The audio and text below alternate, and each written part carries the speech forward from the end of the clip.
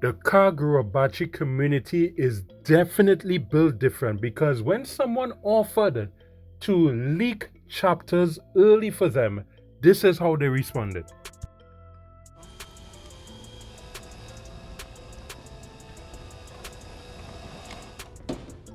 How about no? Now, it all started with this particular individual called Myth.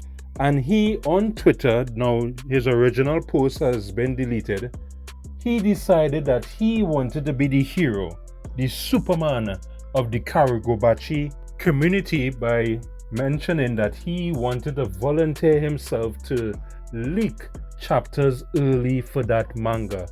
And the response by the community was negative. Memes like this was posted online saying no to leaks. There were even, what I have noticed as well, persons threatening violence to persons who decide to share leaks of manga spoilers to Kagurabachi online, that they were basically threatened with violence. So much so that there was another famous leaker known for especially sharing the leaks of Jujutsu Kaisen online. He had this very interesting statement to make after seeing all this negative backlash against Smith. So right here on your screen, this is the individual's tweet from Maya Mura, and he is basically saying in a nutshell that he has nothing to do or will never have anything to do with releasing any Kagurabachi leaks on Twitter or on the internet. He wants nothing to do with this. He don't want the heat, as they say. So how did the original hero Myth respond to all this backlash against him? Well, let's find out. After careful consideration, I've decided to withdraw from leaking Kagurabachi on Twitter. I'll always do what the community thinks is right because I really am part of you guys, and I won't force anything on anyone. If you don't want this out in the open, then I won't do it. For now, until the foreseeable future, Kagurabachi leaks will be posted exclusively in the same manner as they have been previously on the Kagurabachi Discord server. And if you want to see the leaks, feel free to join the server. And this is so interesting because we are so accustomed to leak culture. Things like One Piece and Jujutsu Kaisen being leaked and persons just gobbling them up. But this community is saying no to leaks. And one person on Twitter also explained the reason why they don't want that type of leaking culture, if that's a good phrase to use, leaking culture to happen in the Kagurabachi community. Leak culture releases rush versions of each chapter with quick translations that can confuse audiences, which leads to vast misunderstandings throughout the community and can lead to those supporting the official release getting spoiled, just like Jujutsu Kaisen.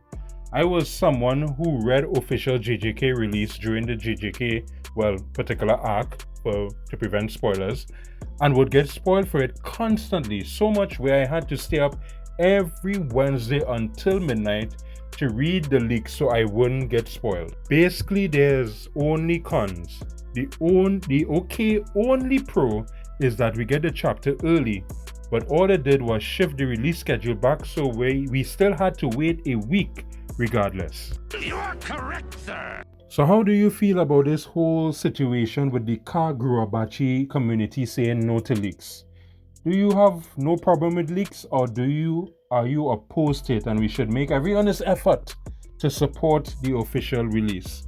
Let us know in the comments. But moving on to another story that is circling around the internet because of Togashi, because we are worried about him once again because he recently shared in his last tweet on August the 31st that he was having serious back problem once again, and of course this would cause deep concern for the Hunter x Hunter community because possibly again it might lead to another hiatus, but nothing was mentioned about that.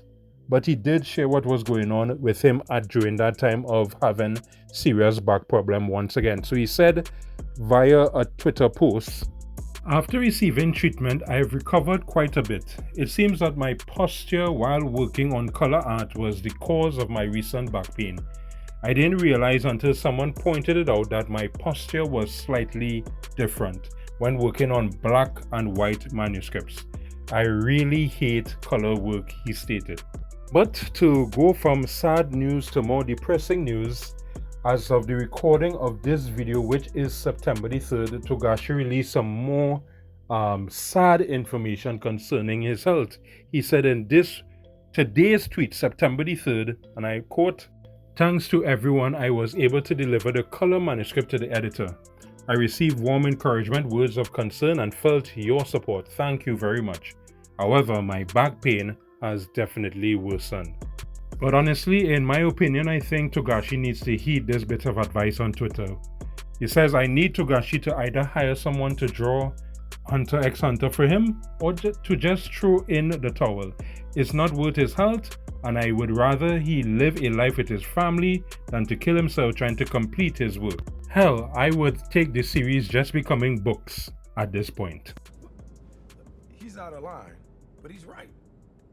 Finally, we got some information. Some information about Dragon Ball Daima, aka Coco Melon, because it was finally announced that on October the 11th, Dragon Ball Daima will be released. But interestingly enough, so far we only have that information for Japanese TV. No information has been released about streaming services like Crunchyroll, the date of that release. That's suspicious. That's weird. And it also has been mentioned that the first episode of Dragon Ball Daima will be 10 minutes longer than usual. So as soon as we get some official release dates of when it's going to be released in the West, I encourage you to please subscribe to this channel so you would get that information as soon as possible right there on your doorstep. So in order for you to pass the time while we are waiting for the release of Dragon Ball Daima, I encourage you please to check out this particular video. It's about Anime-Wave and why the closing down of Anime-Wave is a big deal to anime fans. So that's it. Go on.